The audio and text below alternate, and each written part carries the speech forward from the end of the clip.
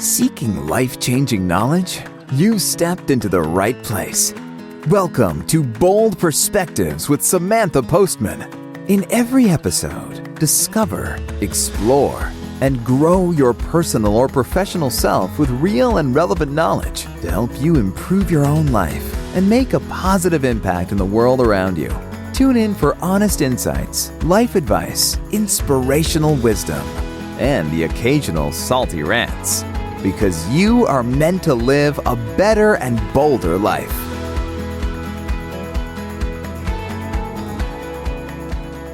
Hey everyone, it's Samantha Postman with the Bold Perspectives podcast. I'm so glad you rejoined us today. And today's show is quite a bit different than like when we talked about other aspects like having 10D vision and other ones, bandwidth of being public, what it's like to live in the tension, which we covered in the other previous shows. In today's show, I did something unexpected. Dave started asking me some questions, and I started sharing in a way that I was not expecting, and wasn't even sure if I was going to post it.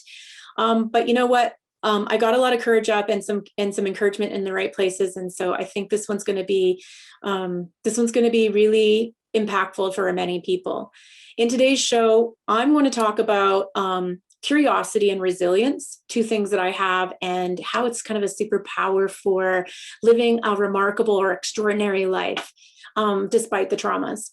And from there, I go in and talk about an experience that I had with meeting my half-sister quite late in life and what that was like. And I promise you, it's a crazy story. You would never even be able to make this stuff up. And something that's really deep about that is that my sister had a drug addiction, because, you know, where I come from, people come out dead or dead inside. And my sister wasn't anything different. So I'm going to share pretty deeply about my experience with meeting my half sister and what it was like to encounter her with a drug addiction, as well as once I share that story.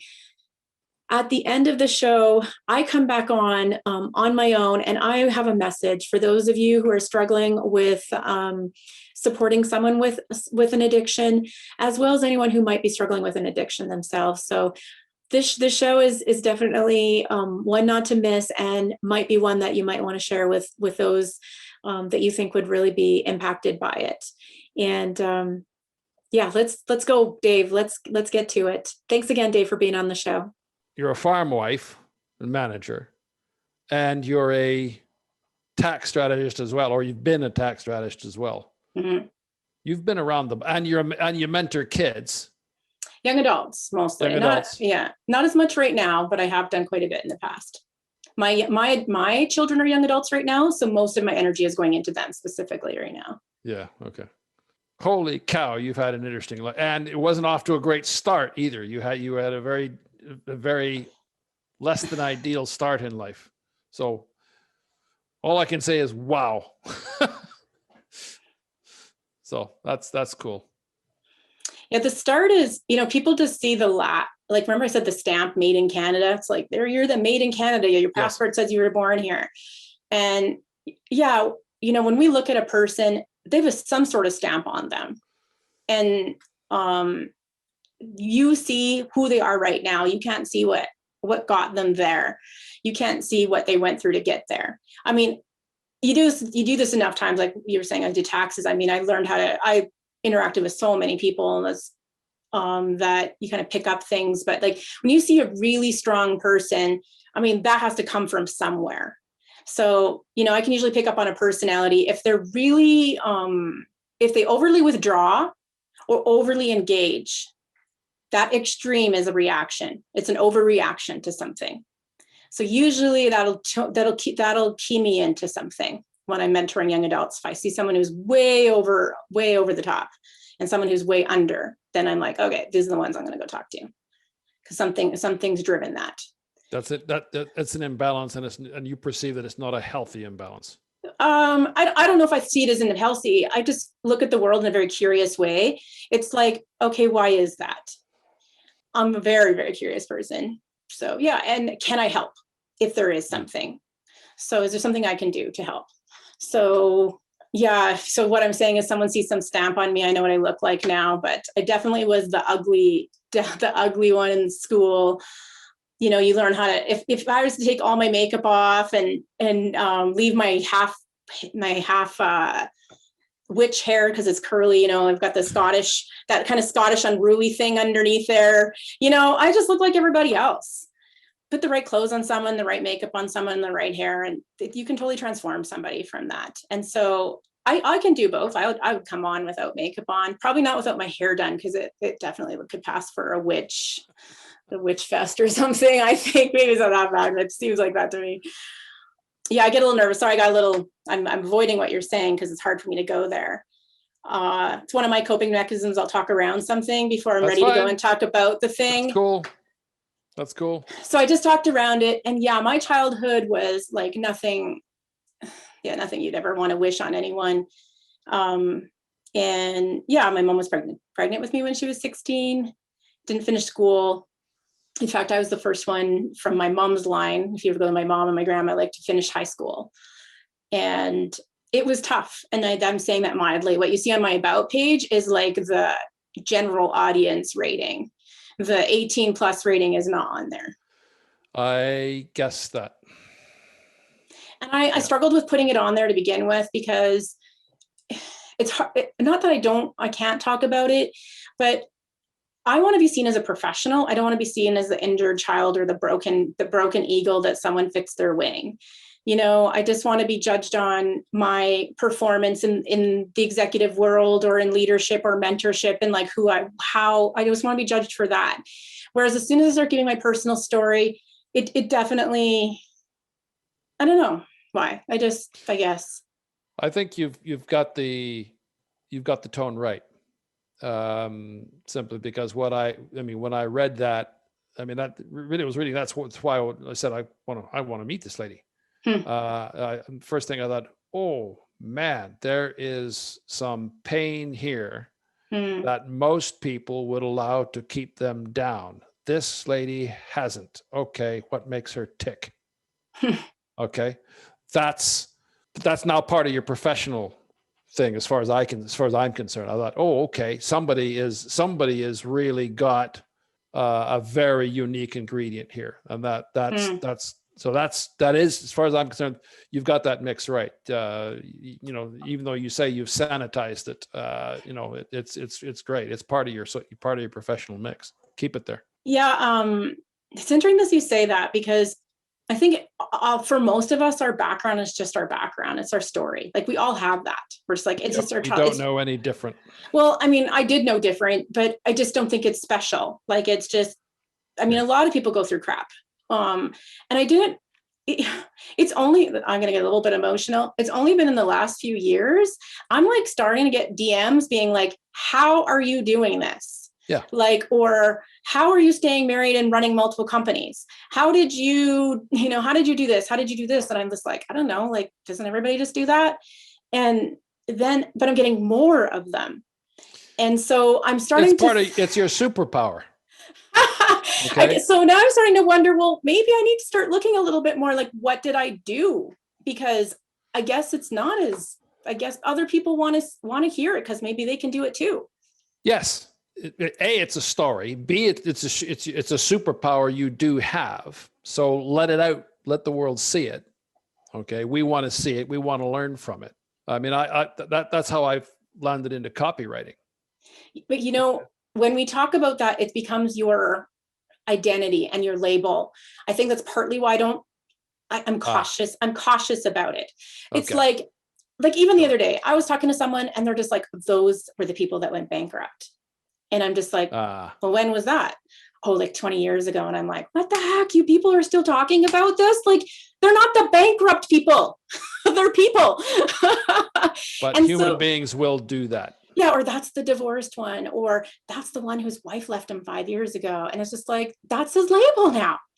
Every time it's like, that's the person who had this, or that's the person, I wanted to not people, but that's the person who came from hell. That's the person who was like, a lot of the stuff I shared on there, I have just started sharing in the last probably 5 or 6 years. I've hardly told anyone about my past, and not because I was afraid to. I would talk about it, but I never wanted to be that label, because once people give you that label, they will keep you there.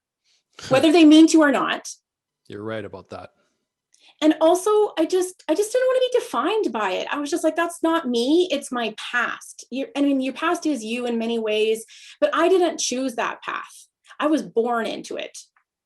But I get to choose my path forward. Yeah, my past path. I know that sounds, but it does tell me that this is like if I'm right here, obviously I got here because of what came before.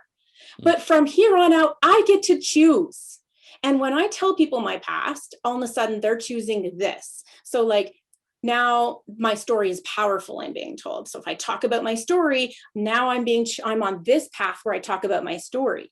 But if I'm over here, I can talk about my skills as a marketer, my skills with talking with internationals, or like I get to talk about those things because no one's steering my ship. I get to choose what I talk about. But as soon as I start talking to people about my past, all of a sudden I don't get to choose that anymore. And I'm okay with it too. Anyway, I'm just struggling with how to navigate that. I get it. I guess I'd be reluctant to see you to abandon your story altogether, simply because, I mean, the fact, hey, you just used the word choose. I get to choose. You know how many people out there don't know that? Well, I hope they heard it now. You get to choose the path in front of you. You don't get to choose where you came from. And maybe you did, but it's too late. You can't change that anymore. But you do get to choose when you take a step ahead, is it to the left, to the right, or is it forward? And you can go back if you want to. Yeah. Most people don't seem to know that. You get to choose which foot goes first and in what direction. Yeah.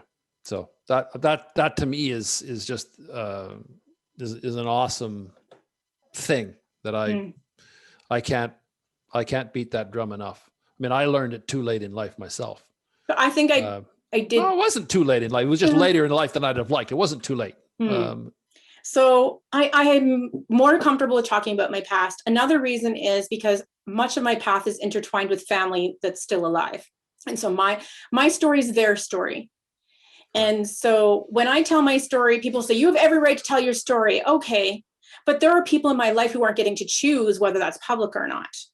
Yeah. And so I'm very cautious, and I will talk about my family stuff sometimes. Sometimes I say probably more than I meant to. I later go, oh man, I hope so. And so my mom wasn't listening, my brother or whatever. So I try to be respectful. And that's mostly why I haven't spoken up, especially coming up in the church. Honor your father and your mother. Well, to honor my mother was to not talk about what happened when I was a child. Now you can see like all these things I was really struggling through. And now I'm kind of like, but my story apparently is inspiring to people, I guess.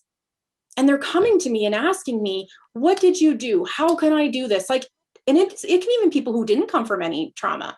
They're just like, I had a young guy from Edmonton who's got a new startup company, saw me on LinkedIn. And he's like, how did you do it all? Like he sees my resume on LinkedIn. He's like, how did you do all that? And I'm like, I don't know.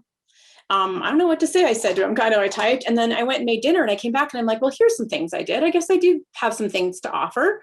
And I shot him an email and said, well, here's 4 things that I did. I don't know if they'll help you, but I hope so. And I'm getting more of it.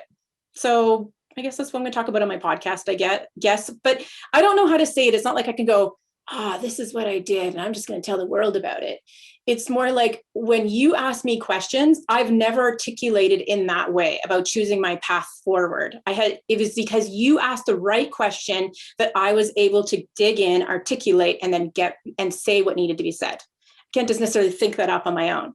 And that's why connections are so good, because together we learn about ourselves. And I'm a verbal thinker too. I can do both, but articulation comes from practice. Well, if you don't ever speak, you're never going to be able to articulate. No. And it's not just speaking, writing. You can articulate through writing. Yeah. So a little bit, some people are like, okay, you keep talking about your past, but you're not saying very much. One thing I wrote about— People are saying that. Well, that maybe me. They're thinking, no, if they're listening to the show, they're like, okay, you talked around everything, but what really went on in your life? Without going into everything. And some things are just, I'm probably never going to speak about publicly. And if I do, it will be after certain people aren't on the earth anymore, and it won't. But I have exactly the same struggle. Carry on. I'm sorry. No, that's okay. I can talk about this one. Actually, first, something that you asked me earlier kind of triggered a thought. You were just like, well, what made you different? And it kind of reminds me of, every once in a while I'll encounter this kind of situation, but let's just say, I'll just use a general example. So let's just say we have, there's a set of two males who are twins, identical twins. So they share the same DNA, they share the same parents. And let's just say that these two boys have a very abusive alcoholic father. They grow up with him their entire life.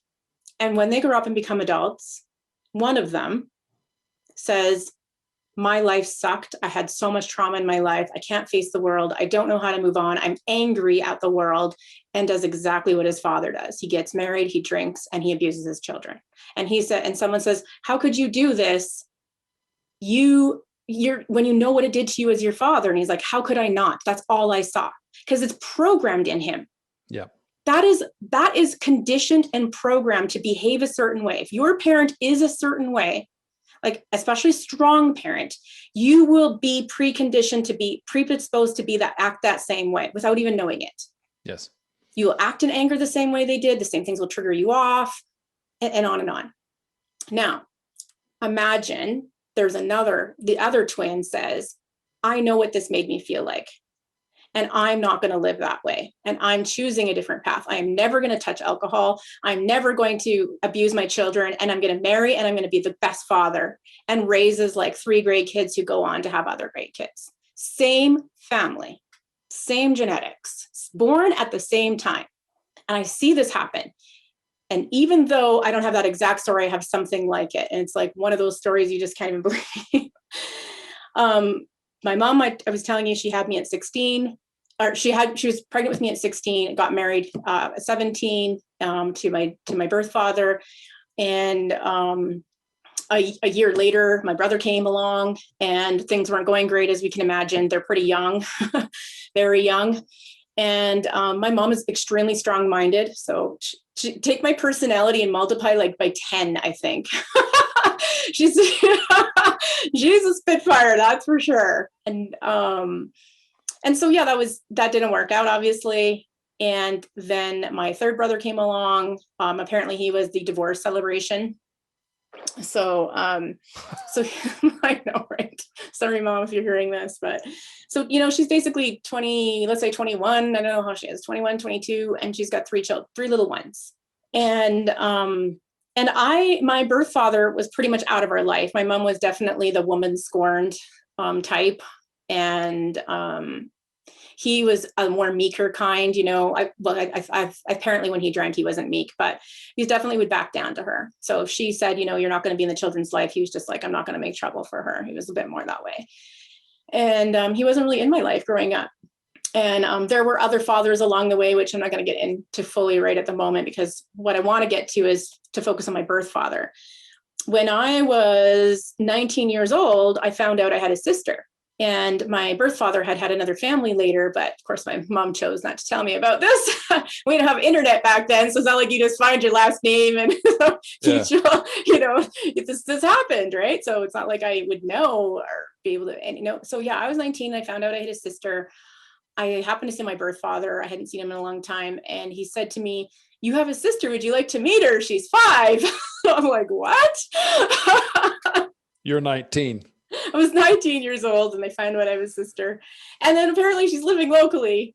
And he's like, "Oh, would you like to go to the swimming pool with her?" And I was like, oh my gosh, I haven't seen you in years. And now all of a sudden, yeah, I just didn't even know how to handle that. And what 19-year-old would? Well, you'd be surprised what I can handle at 19. I moved out at 17. I moved out before I finished high school and put myself through the rest of high school while working 2 jobs. I moved out early. So yeah, I could handle it. And I was married at 20, FYI. Anyway, for whatever reason, I don't know what happened, but we didn't end up meeting. I don't know if the swimming fell through or whatever. I don't remember the details. It didn't happen. And so I kind of just knew I had this sister for a long time. And I'm not particularly close with my birth father's side. My mom made sure she kept us out. Back then you could do that sort of thing, no internet and all that stuff. So, you just don't tell people where you are, they can't find you as easy. And then many years later, I kind of knew about her, and I sort of asked I have one cousin that I kind of gotten to know on my father's side, and she's pretty amazing. And I kind of asked about her, my sister, and I'm like, do you know anything about her? And she told me a little bit about her because she had been moved around some of the aunts when she was little. She had open heart surgery when she was 5, and I guess it was too much for the marriage. And so my dad was not married to her mom anymore. So, and that's about all I knew. And I don't know how many years ago this is now, like maybe 7 or 8 years ago, I get a call that my birth father died. And yeah, those would have been, could have been, should have been. Anyone out there listening, when you can't make it right anymore. Not that I did anything wrong, but there's a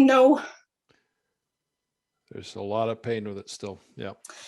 All the things that should have been, should have been a good dad, should have been this, should have been there when I needed protection, all those things. And you don't even know the darn things are going to happen until they do, at the time. These feelings come out that you just didn't even know were in there. It's crazy how that works. And it was pretty emotional. And then the family reaches out to me, which I have had very little contact with, and is like, hey, can you find your sister and tell her her dad died?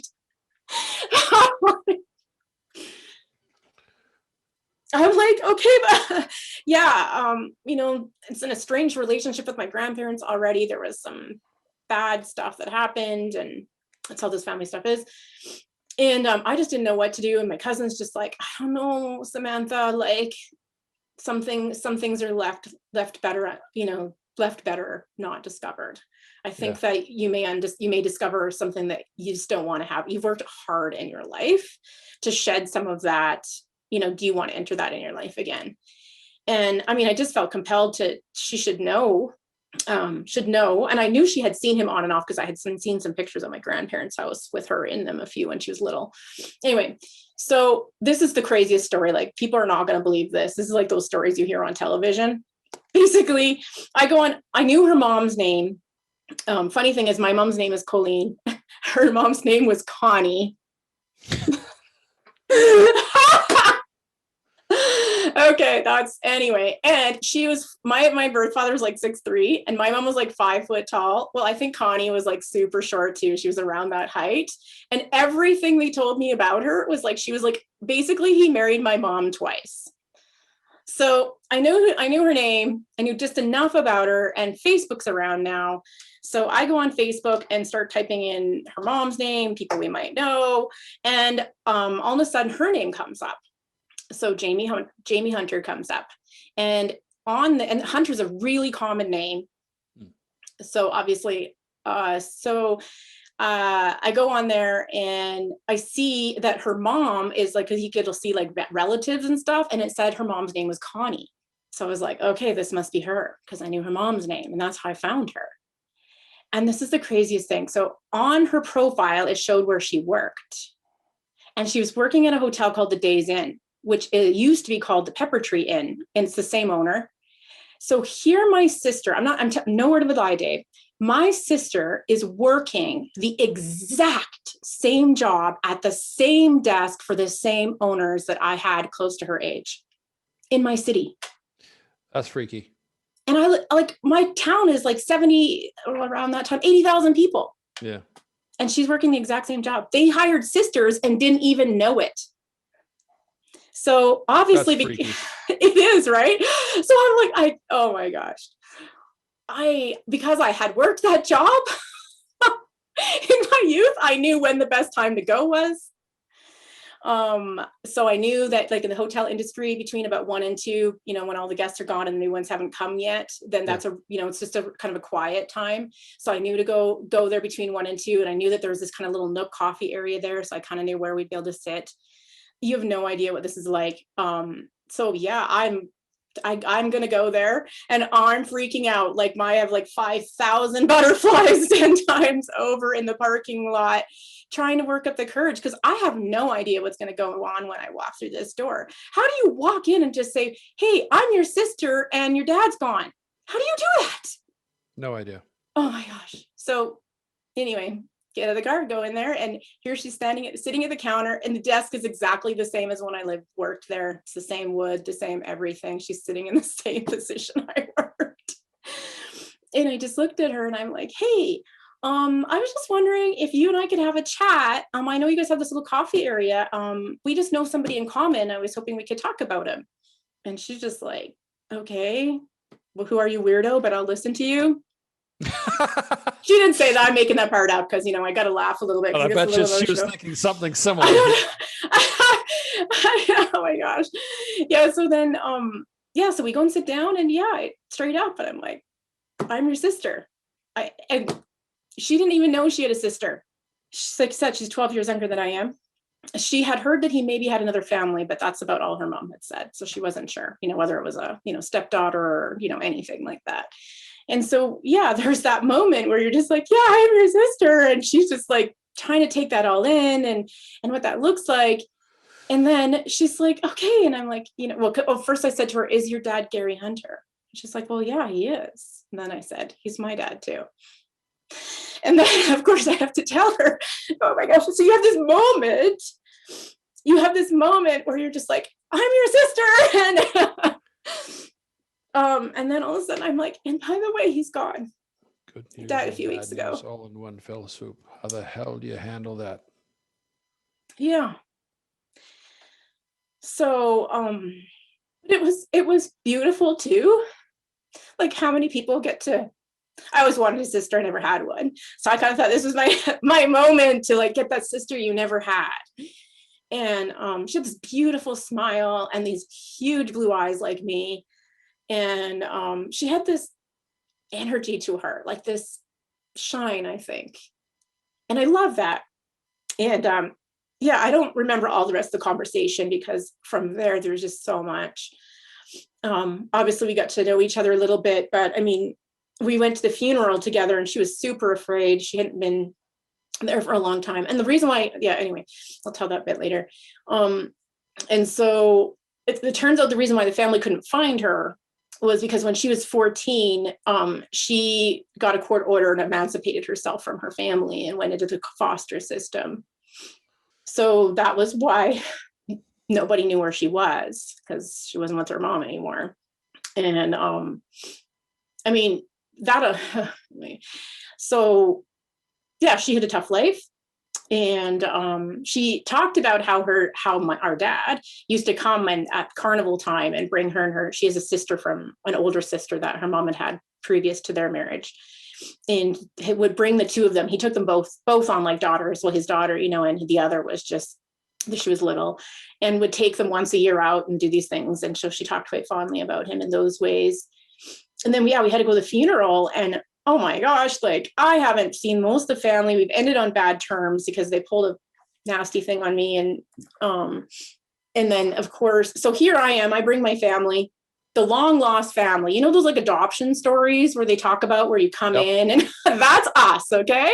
Like I'm coming in, I haven't seen any of my uncles or my uncles since I was a baby. And I'm, how old was I? 30 some years old. And I walk in and here's Samantha, Gary's little one that they haven't seen since I was a little walker in a stroller. And I come in with 3 kids in tow, almost adults at that time, teenagers, and my husband, and I'm put together. I've got a marriage for tons of years. My kids are great. Like they're well-behaved. They can talk to the adults. I mean, they're church kids. These kids know how to, they know how to be with adults and people of all generations. It's something they learn. And they were all like, wow, look at my uncles and stuff. They have a similar life. They're similar to their brother. And then my sister comes in and she's a mess. And then they just take her in under their wing and oh, our little Jamie. And they were just treating her like she was like the long lost son. And she just returned and she was gold. And the family started treating me terribly because I said that we had a estranged relationship and they didn't like the word I used.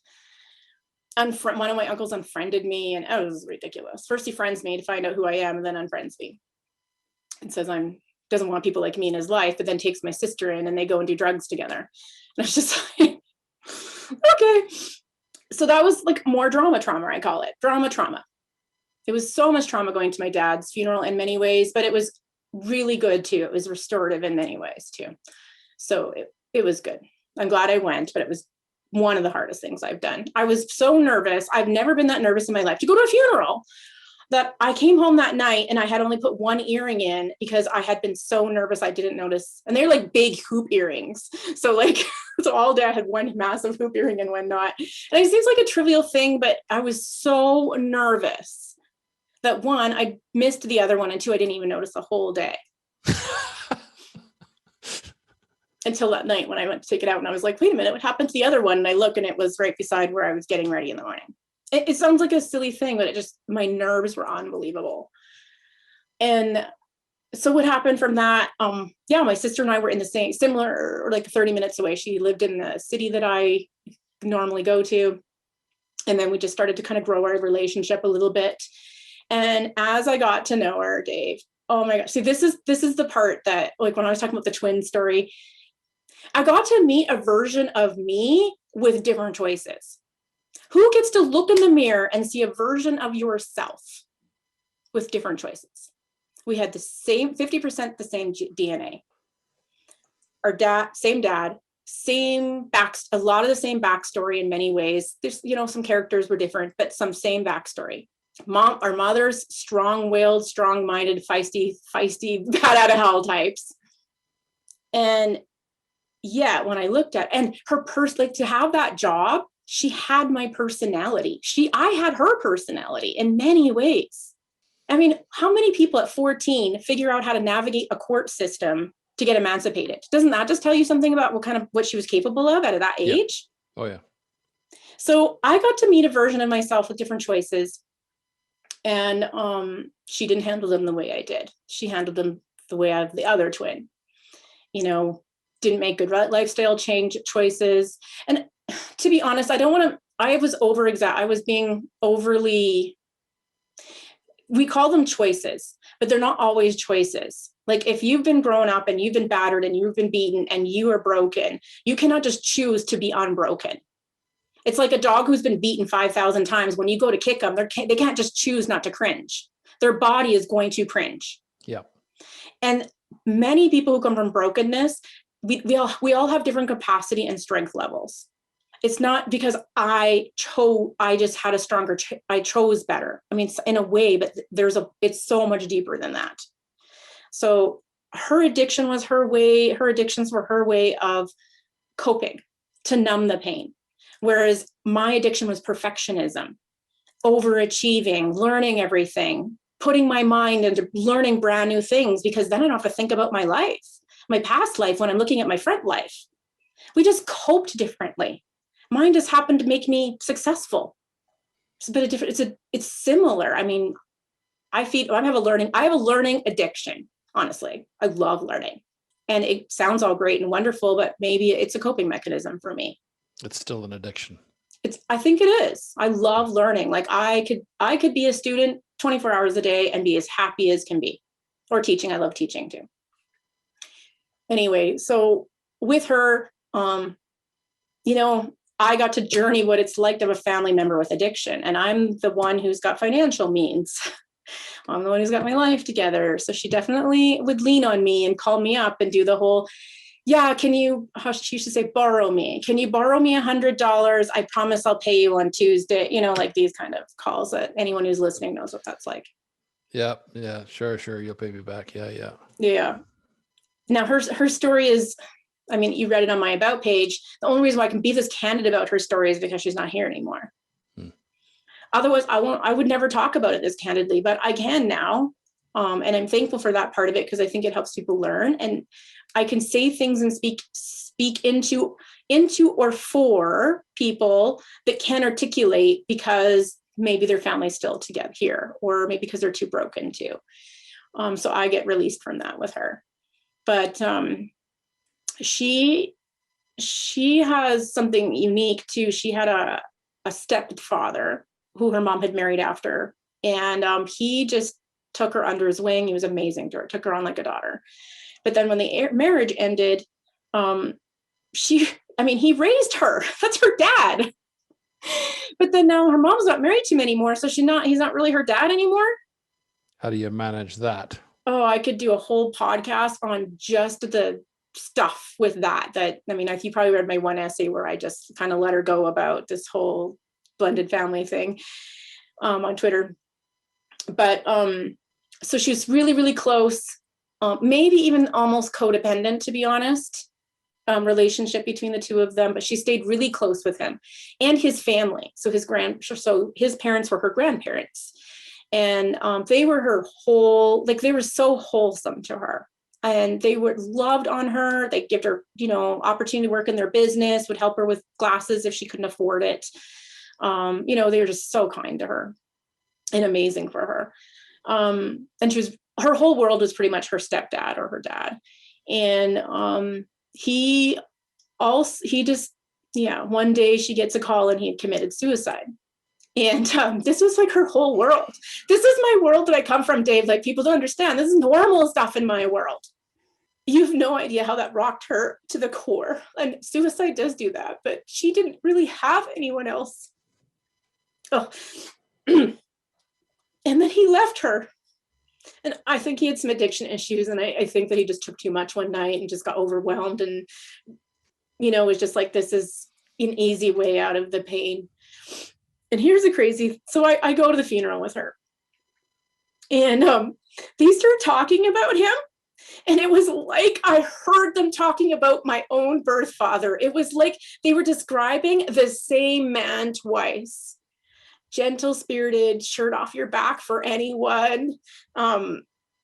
Married a feisty woman who gave him a beautiful daughter who was also feisty.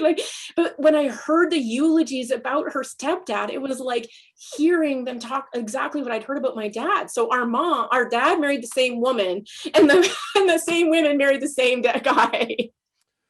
Deja vu all over again. Yeah. So we have our genetics that are similar. We have similar, background,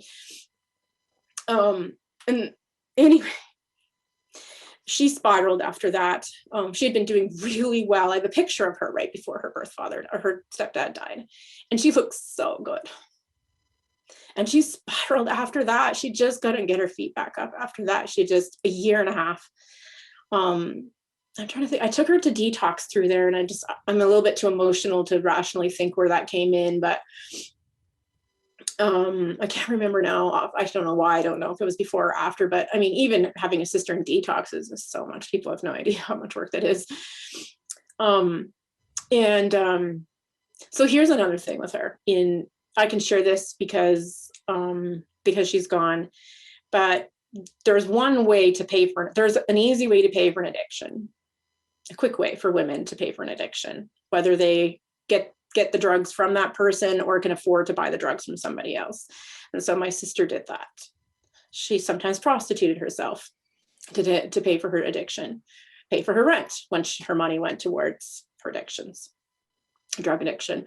And she shared this with me one time. She told me about it. It was the craziest thing because she says to me, "You need to bring me home right now." And I'm like, "What's going on?" She goes, "Well, I need to change because I have a job." And I'm like, "What?" And then she tells me, and I'm like, "Oh my gosh, I'm going to take you home so you can go put lingerie." Oh my gosh, this is too much information. And I just hugged her and I'm like, "Sweetie, this must kill you inside." She's like, "I know, but I got to pay my rent." And the reason I'm telling you that is because people don't really understand, like, when you get out of detox and you have nowhere to go, you got to pay your rent. How's she going to do that? She tells me that. She goes, "I got to pay my rent next month getting out of detox." She's going to go to her other job so she can pay her rent. And I'm like, I'm trying to talk her into going to rehab because that's the best thing for her, but that's their choice. Right. And I've made arrangements. I can figure it out, get her stuff, whatever, but they got to want to go. And I was trying to talk her into going to rehab. And she's like, "Well, no, I'm going to come out. I'm going to pay my bills, get my stuff in order. Then I'll go into rehab." And then I'm like, "Okay, but I know what's going to happen, how you're going to pay your rent. And then what's going to happen from there? You're going to have to cover that pain somehow. And we know how that happens." And she's like, "But it's not going to happen this time." But it did. And I think she just had so much shame. And between her dad and that, between her dad and that, So she's in my life. I'm redoing my will, by the way. And my husband and I were up in the lawyer's office, and I had just had just put my sister in the will, and my lawyer's like, who's this Jamie Hunter? I mean, he knew my maiden name, but he's like, who's this Jamie Hunter you just added in your will? And we haven't signed yet. It's just a draft. And I'm like, well, it's my sister, and I don't want to give her too much because she has a drug addiction, but I just want her to have something because I want her to know that I cared enough to leave her something. And you remember, I'm from tax world, and I've seen wills, tons of wills, and I know what happens when you leave important people out of those wills. I've seen the after effects, and there is no damn way I'm doing that. Even if it's a small amount, to name someone and put a small amount on them is huge, even if it's small. So anyway, I did that. I told the lawyer that, and I'm just like, this is what I want. And we come down from the lawyer's office. I'm not even in the car, and I get the call, and it's her mom. And she says, Jamie was found in a hotel this morning.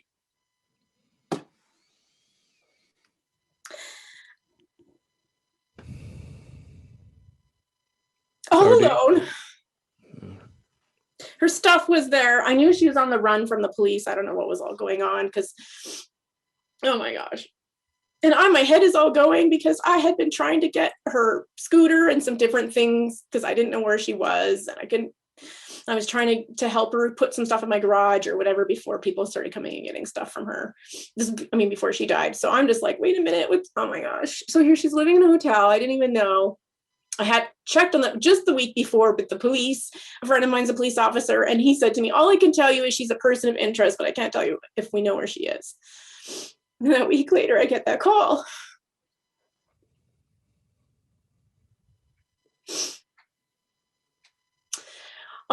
I think it said cardiac arrest or something. She had a heart condition from her, she had open heart surgery when she was little, but basically all the drugs over a long period of time. I don't know if she did it on purpose. She could have. There was no note, but her dad died with a note, and that note tore her apart. She replayed that note 1 trillion times through her head. So I think notes are important, can be important, because then you at least know if it was on purpose or not. But in her case, the police are like, well, she didn't leave a note, so we don't think it was on purpose. And I'm just like, I don't think she would leave a note because she knows what that did to her when her dad did that. But, and when I went to her funeral, so here's like the adoption story all over again. So I go to her funeral, and here I am for the first time in my life meeting all her aunts and uncles. I'm meeting her mom, who I've never met. I'm meeting her whole family, and they're like, here's Jamie's sister at her funeral. It was just a really small funeral. It was at a home. It wasn't like in a big building or anything like that. So I'm meeting her sister, I'm meeting her other sister, and I'm meeting her mom and her aunts, her uncles, and oh my gosh, the whole experience is just unnerving. And so we're over in the home at the end, and at the end of the funeral, or at the end of the memorial, and her uncle comes over to me, and he's like, all of us are sitting over there staring at you all day. And I'm like, of course I know that, but I'm like, oh yeah. And they're just like, we just can't get over how much you're like her. Yeah. They're like, your mannerisms, the way you like sit on words. And we'd never met. We didn't grow up together. And they just like, all of them just could not take their eyes off of me. They just said it was like seeing me in just a slightly different body, or seeing her, sorry. Yeah. And her sister, funny enough, her other sister, they have the same voice. So they would sound from a separate room. They would sound the same. They're the same like tone of voice and the same voice box. But that was really hard to hear, because I'm just like, you just get to see your life flash before your eyes in 5,000 different ways. And I'm just like, that could have been me. That could have been me. And there's a lot of people who are like me, who grew up like me, and that is them. And when I mentor young adults, sometimes what I tell them is, from where I come from, you end up dead or you're dead inside, but there's hardly anything in between. You end up dead or you end up dead inside. And that's what both of them happened to her. Whew, I had no idea that was coming out. I'm going to be scared as hell posting that online. You don't have to post it. No. It's yours. Mull that one over. But so you asked me what I did. One choice at a time. I feel extremely privileged to have heard that. You've just given that to almost a complete stranger. So I feel like I have just been given a terrific gift, which I'll give back to you. I've never, I don't think I've ever told that story all the way through like that. Pieces, but never all the way through like that. Yeah, it's to see a version of yourself. Not too many of us get to do that. No. No. I remember sitting there when she was gone and thinking, why did I deserve to live? And I'm not just talking about like physically living, because you can live, but there's different ways to live. You can just like live and get up every day and watch Netflix. That's not living. Why did I get to live? Like live. I mean, you read my bio, and that's only like the teeniest little bit. I've been around the world, done 100 things. Why did I get to live? And she just couldn't. And that's why people say it's just such a choice. You know, people say to me, oh, if those drug addicts would just stop it. That's all they have to do. And I'm like, oh, you have no idea how much they would love to do that. It's not as easy as you think. Not all of us are born with the same capacities. Not all of us.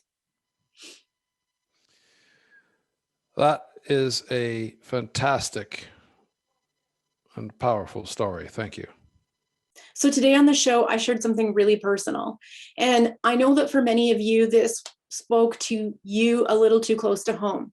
Maybe it's because you have an adoption story and you know what it's like to meet family at a big event that you've never met before. And the nerves I was talking about at the funeral, but were really nerves, not about the funeral, but about meeting these people that I had these invisible connections to. Connections that I didn't even know were there, but were always there.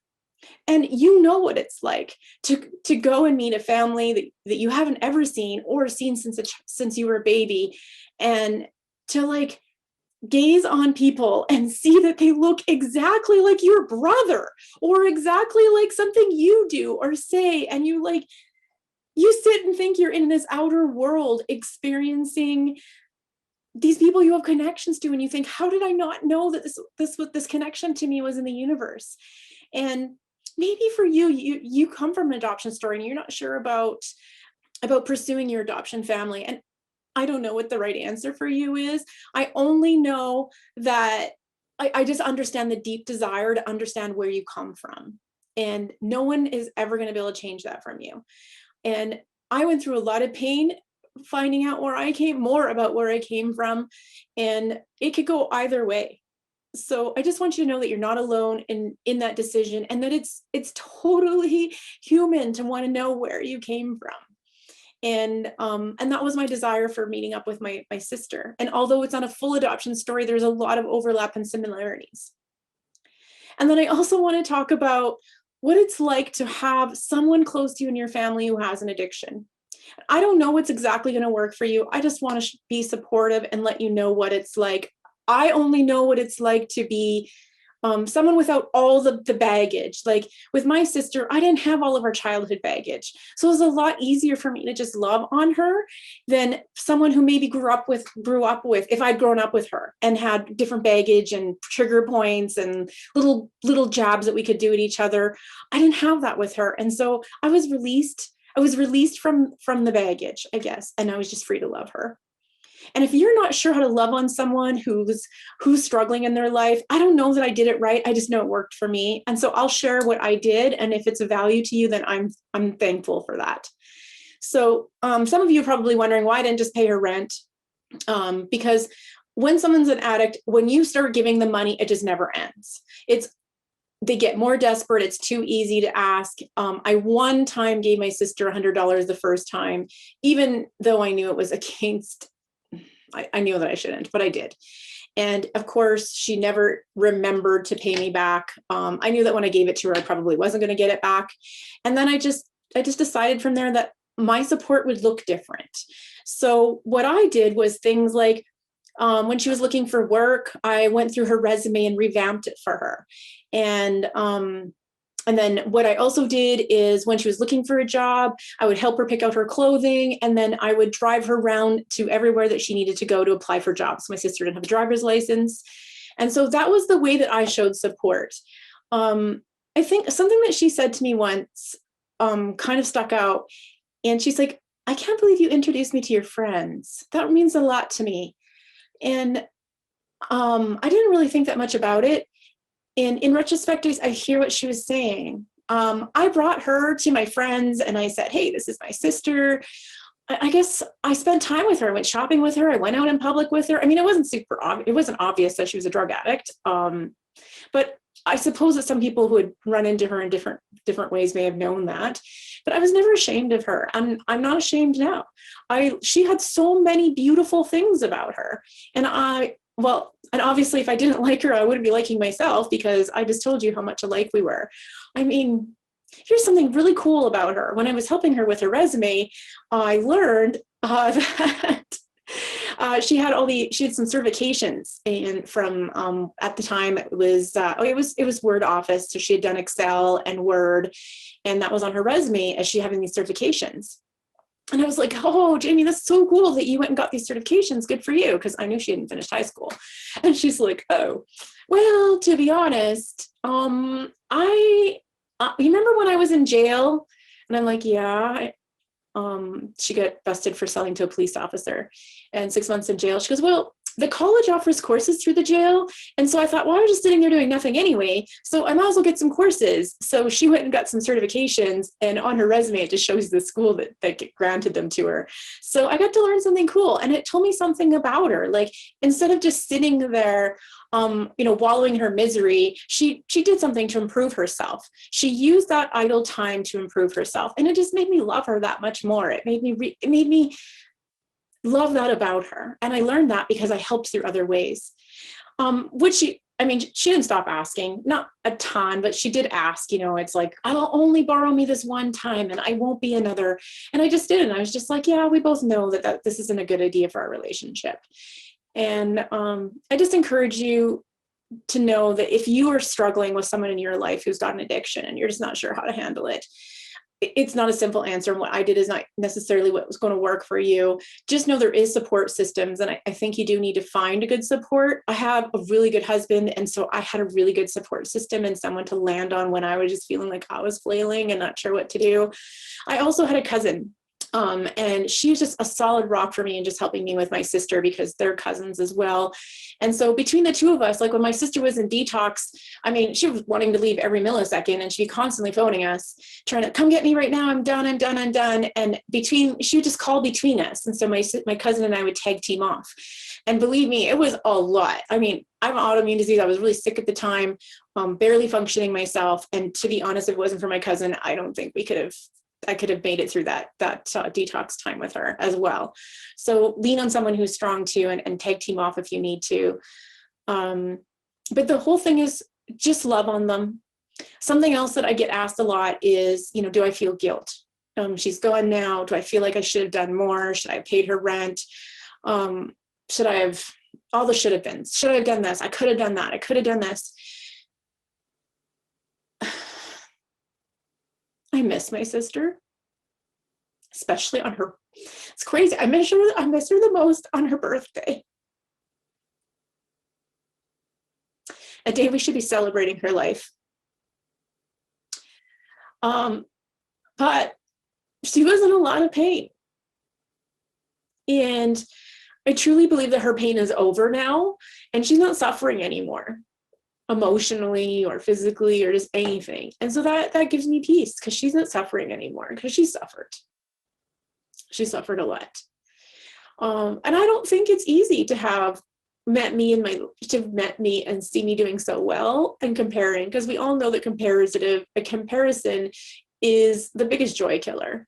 And I can't change the fact that we were different people, and that if she chose to compare, which is something I compare, but I'm not the one who's comparing my life and thinking I'm short. I've shorted myself somewhere. I don't know all the answers. I just know that when we talk about this, there's healing. I want you to know that you're not alone, that there's a lot of people suffering like this, and a lot of it is behind closed doors. And people aren't talking about it. And people are awful. Like the stuff that people say about drug addicts specifically, could be an alcoholic, an alcoholic, and they just don't understand. You know, when I mentioned it earlier and I said, well, if drug addicts would just stop it, just stop putting those needles in them. I was just like, oh yeah. You know who says that? Often people who had 2-parent homes, grew up in middle class, went to a great school or decent school, lived in a good neighborhood, grew up, married someone, had a great family. And then, you know, they're sitting there, and this sounds a little bit like on their high horse, because that's where they are. They're high up on a horse coming down to the peasants. And they're just like, if you would just change this, it's just so simple from up here what to do. And I'm like, yeah, because you're a person of privilege. You had the horse given to you. You have the nice clothes. You have the position. You're never going to understand what it's like to be on the ground. So if you're one of those people who's been saying that, please stop, because it's not as simple as you think. And the people who are down there don't know how to speak to you. They don't know how to say to you, it's not that simple. But I'm telling you, it's not that simple. It's a way of covering the pain. And once you do it and you realize that you can numb it somehow, then that's what you're going to go to. The addiction isn't really to the drug. The addiction is to numbing the pain. The addiction isn't really the drug. The addiction is for the pain. And they're numbing the pain. Sometimes they're covering the pain. Sometimes they're covering the shame. It's a very, very, very deep, emotional, and complex, and not solved in quick little answers. It's solved with love. It's solved with people standing up and saying something. If there's someone out there who really, really, really wants to do something and you've got some money, I actually have some ideas about how I really think we could help the drug crisis and drug addicts. A few of them I think are solid. So if you're interested in steering that up, give me a call. I'll go through my notes. I take notes when I've got ideas like that. But most of us don't have that ability. And so we can just do it in small ways. I think the first way is just listen and not to be judgmental. When my sister, can you imagine what it took for her to tell me what she was doing to pay for the drugs? And I just loved on her. My heart hurt for her. But it didn't make me love her any less. Actually, in fact, in many ways, it made me love her more, because she was vulnerable, and the depth of her pain and her desperation to cover the pain was just so clear to me. And the only thing I could do was just console her, to let her know that I was going to love her anyway and love her for who she is. And I was there to try to help her to figure out ways that she could adjust her life. And the ideas that I have for addictions come from a lot of what I've learned through journeying her, as well as walking through many clients, my tax clients. I became quite proficient at government agencies and programmings and how they work, and what works, what doesn't work, how payments are worked for people. So I have a pretty good understanding of what, especially in Canada, but what's out there and how it's being done. And I have some ideas about how to handle it. One of them, which I will put on here just because I'm thinking of it at the moment, is I believe that when someone comes out, if we can get them into detox and get them into rehab, I would like to see people who've been out of rehab to get placed into a home. And what I have in mind is something like a foster system. So like, when you have a foster child and the home is vetted out for the foster child to have a place to go, and then there's a social worker who comes in and checks on the foster child. Well, I'd like to model something like that for people who come out of rehab, because what they really need to do is get out of the neighborhood they're in, away from the people that they've been within. So, the idea is that they have a good support system. So if they can be moved into another support system and network, that's half of it. So if they're in a place that wants them there, that's going to teach them life skills, going to have a support system where a support worker comes, and then potentially, hopefully getting a job and reintegrating into society, but in a different spot. So their spot was here in society, but when we put them in a foster home, I'd like to see them put over here where they're reintegrated in society in a different direction, where all of their triggers and back life isn't, or as prominent. So that's one of my ideas that I think would really help, as well as just, again, remember I was telling you about the pain. Well, if you're with a foster home in the ideal situation, I get not all of them would be ideal, but if you're in an ideal home, in a ideal situation, they're going to have love, or at least care. They're going to be protected. They're going to be watched, and not overly watched, because these are adults. But I'm talking about just like watched in a way like you care, like checked on. And those are all ways to make people feel cared about. And then there's not so much pain to cover up. And then get new friends, learn new healthy ways to live, new ways to cope, because you can't change that. Like if you go to rehab for 30 days or 90 days or 6 months, however long, or a year, there's some year-long ones. I know people who've gone for a year and they come out, and if they're not put into a really good situation coming out, they will reoffend very quickly, because you cannot reintegrate someone into the exact place that you just took them out of, because they're more than likely going to reoffend. I don't like using the word reoffend, reuse. Something that you heard me talk about also is my inability to talk about this all the time. This was one super story in my lifeline. And there are many more, even some that are more powerful than this one. And so what my fear is moving forward is that when other people decide what to talk to you about, then they steer my ship. They're going to talk about, drug addiction, what we're going to do with addiction, support systems, support groups, a blended family, complications, which I have a lot to speak into that. I will speak in those spaces sometimes, but they can't be my all the time. My all the time is this wholesome life I've created with my family, with my children. And I had to work really, really, really hard, harder than you can even imagine. I'm like, it seems like it's an easy thing, but it's not. When you have been like in today's session, I talked a bit about two twin boys. When you are with a family that always speaks in a certain way, acts a certain way, overreacts a certain way, it becomes your DNA. If you are impatient with your children, if your parents were impatient with you, you will be impatient with your children. And so it took me till a couple of years ago to deprogram, and I'm still not completely deprogrammed. There are times when I want to act out and just say the rash, quick thing, because that's what I was grown up with. And I have to slow down and take a minute. Like, let's just say one of the kids spills a cup over. So instead of getting angry and upset, I'm just like, oh, I'll just go grab a rag, or, hey, can you go grab a rag? We'll clean this up together. You think that's easy? It's not when that's not your default. It's a lot of work and it's exhausting. I have to step back, and I'm a fast thinker, but I have to just take a quick breath, stop my gut reaction, my muscle memory from going and saying, hey, instead of just going, you idiot, or how did you drop that? Or why are you being so careless? Or stop talking with your hands and just keep your hands, all those things. All I say is, let's go get a cloth and clean that up. Because you know what? Cups fall, this happens. Heck, when I'm sitting at a table, people move cups because I talk with my hands sometimes. And so I've knocked some cups over. And I get pretty expressive. So, you know what? We're all sometimes just trying to fight our DNA, and we're also sometimes just trying to step into it. So if you're one of those ones that's like a full-time job like me, fighting your DNA, and I'm not just talking about genetics, I'm talking about all the behaviors that adjust your DNA, all the things that happen in your life that inform your DNA and to get your DNA to act in a certain way. You can choose to change that. And the sooner you do it, the better. But it is hard work.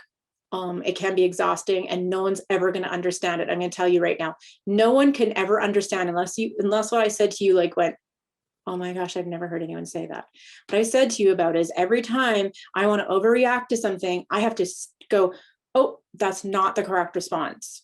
This is the healthy response. Now, my kids aren't little anymore, so I don't have to do that as often. Generally speaking, it's just very easygoing in our home. But when they're really little and they're fighting all the time and, misbehaving, that was a lot harder than anyone even imagines. It was literally almost a full-time mental job to stop and then readjust my actions or reaction to a healthy response. And you can do it. It can be done, but it takes work. And the more you do it, the easier it gets, because it becomes your new programming. But I promise you it's worth it, because if you can do that when your kids raise their kids, what's their program response going to be? They're programmed they're off out of just gut reaction. Their muscle memory is when their children knock over a cup is going to say, oh, hon, let me go grab a cloth and we'll clean that up together.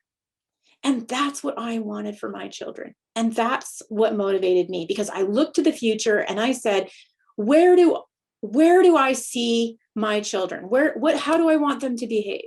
Because how I behave is going to inform how they do. And that was enough for me. But it's like this with every decision. Every time you have an opportunity to react or overreact, all you have to do is say to yourself, I mean, I know it's not that simple, but there's something that I do. I just say, what in the future, who do I want to be? Do I want to be kind, patient, authentic, generous, loving, non-judgmental, welcoming, inclusive, forgiving?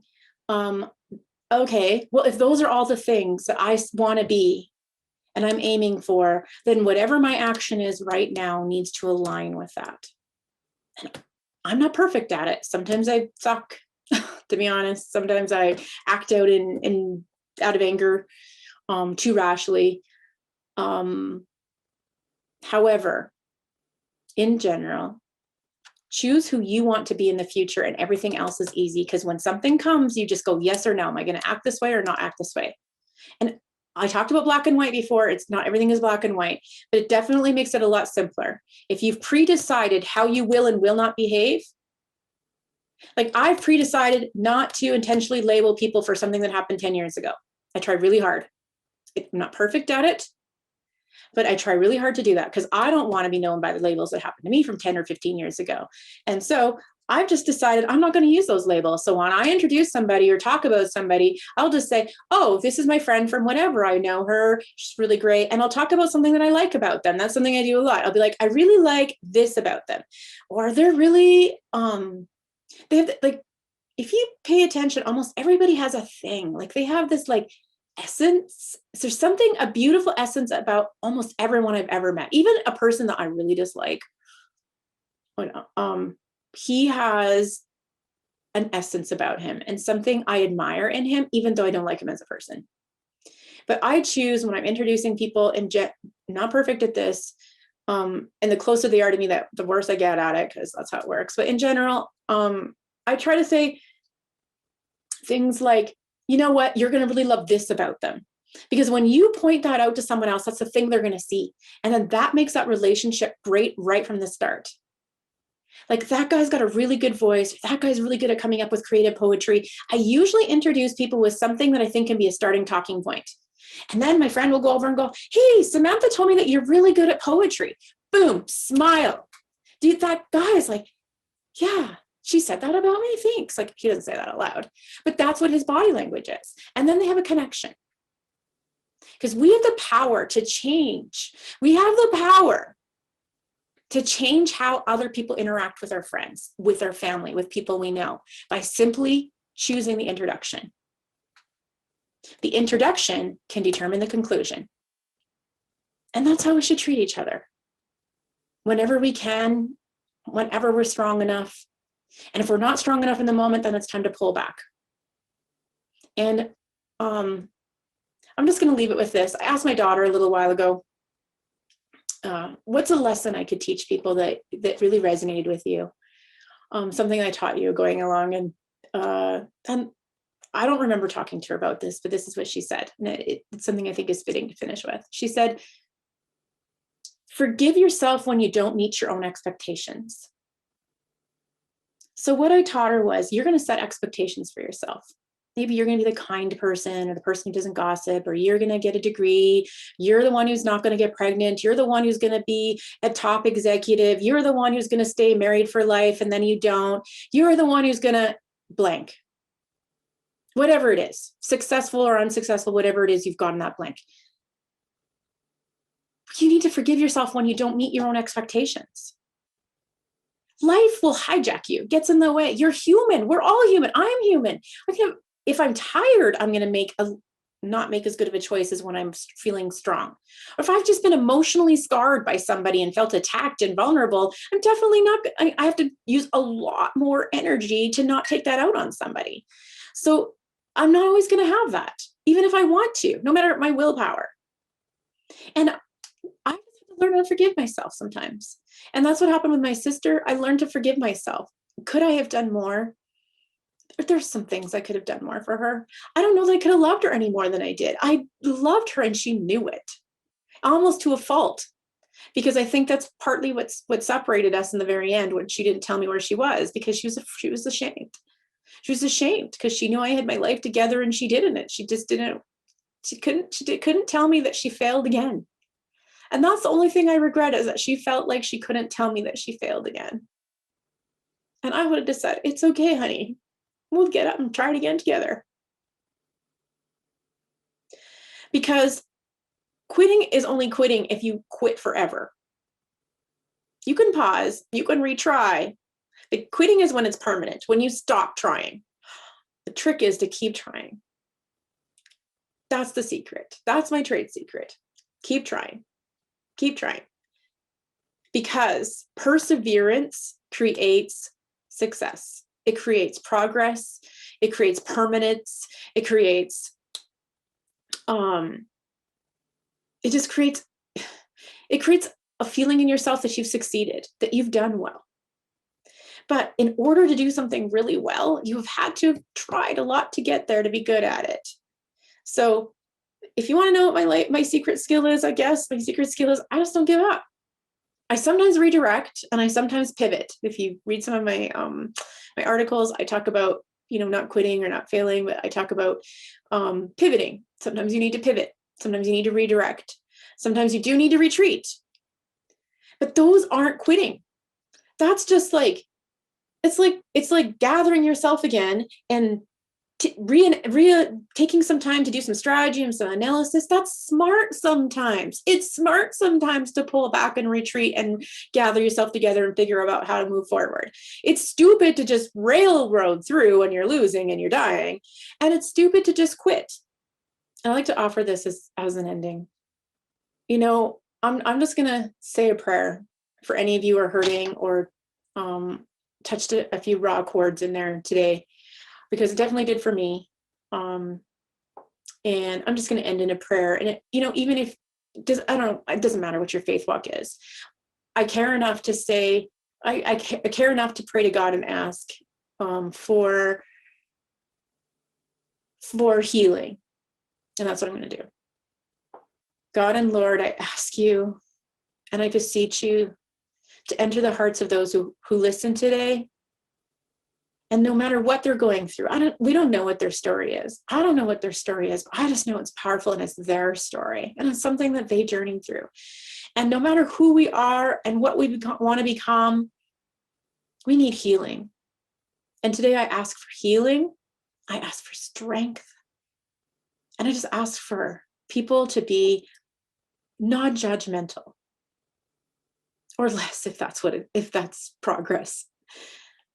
And I thank you for caring enough to hear us, and that we can always express, because through prayer we articulate in a way that we just never could anywhere else. And for that, that's therapy. And for that, that's healing. And I ask that for any of you out today, just cry out to the universe if that's what it takes. Write it in a journal and talk about it, because when you can articulate and put a name to it and put words to it, it's healing. And you might have to burn it up when you're done. And that's okay. And that's okay. You're going to be okay. You're going to be okay. Well, that's it for this series with Dave Kimbell. Wow. He was really great to talk to. Something that I love about Dave is I love who I am around him. There's just certain people in your life where they bring out something in you that you love about yourself. And when you find someone like that, treasure it. We covered quite a bit in the last 3 episodes. Today, especially, I spoke from the heart, and I hope it was really helpful. The first one with Dave, if you want to catch that one, we talk about what it's like to live in the balance of tension, and how I think that we're meant to live in the tension. We also talk about labels and the disagreeable side of labels. Oh, I got a thing against labels. And we also talk about why I love traveling so much and how I see traveling as this way to experience expressions of our Creator in people that I meet. We do touch a little bit on the touchy subject of the Me Too movement in the first episode as well. And then we also talk about having courage in your marriage and what that can look like for you.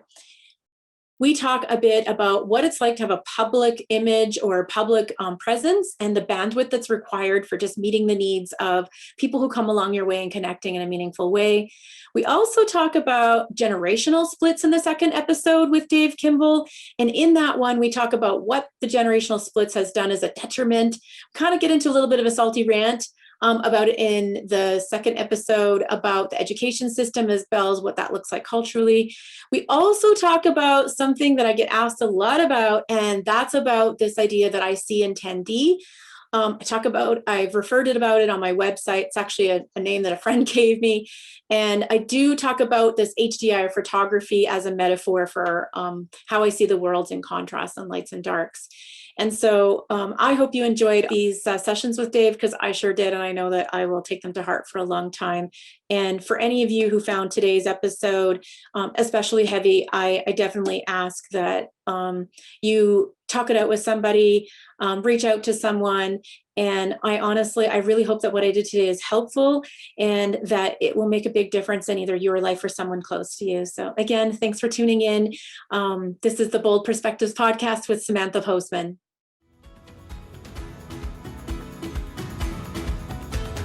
Thanks for listening to Bold Perspectives with Samantha Postman.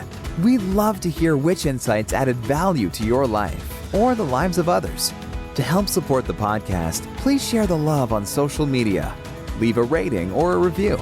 If you don't want to miss out on exclusive content, sign up for her personal email letters. Check out Samantha's website at samanthapostman.com. Follow her on YouTube, Twitter, LinkedIn, Facebook, or Instagram. Thanks for your amazing support. We'll see you again. And remember, you are meant to live a better and bolder life.